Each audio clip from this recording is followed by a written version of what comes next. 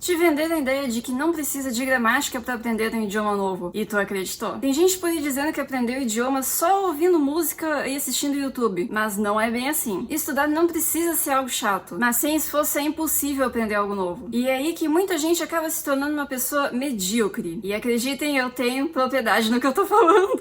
Eu tinha zero interesse nas matérias da escola. Biologia, química, matemática, eu odiava essas matérias. Isso porque durante toda a minha vida escolar, nenhum professor nunca me mostrou por que a matéria dele seria interessante. Existia um objetivo, que era passar no vestibular. E essa deveria ser a sua única motivação para se interessar por aquela matéria insuportável. Aí eles davam listas e listas enormes e gigantes de matérias que eu não entendia nada. E a única coisa que eu sentia com aqueles exercícios era a vontade de me jogar da janela. Mas, com o inglês era diferente. Porque a professora era boa? Ela era mais ou menos igual a todo mundo. Mas inglês pelo menos eu tinha onde usar depois da aula. Eu jogava MMORPG online com gente do mundo inteiro e eu conversava com as pessoas em inglês, claro. Muitas das vezes que eu estudei pra prova de inglês era literalmente fazendo isso. Eu abria o jogo e conversava com as pessoas e tentava usar com eles a matéria que eu sabia que ia cair na prova. Na minha época de adolescente eu era super fã de Evanescence, Avril Lavigne, Asking Alexandria e era tudo em inglês. Então era muito fácil praticar inglês, era só eu cantar literalmente qualquer música que eu gostasse. Mas cantar e ouvir uma música em inglês é o suficiente pra aprender um novo idioma? Não. Eu ia atrás da letra pra saber o que estava sendo dito. No início eu ia atrás da tradução, mas depois eu comecei a tentar traduzir por conta própria. É aí que entra a parte do esforço. Tu acha que é só dar play no Spotify que vai sair aprendendo? Claro que não. É isso que me diferencia de quem sai da escola falando inglês pra quem sai da escola sem saber uma palavra em inglês. Claro que se tratando de Brasil tem que levar em consideração as diferenças entre escola particular e pública. Mas se tu estuda numa escola pública, ou estudou, sinto te informar, mas escola particular não é sinônimo de ensino de qualidade. Como que eu sei?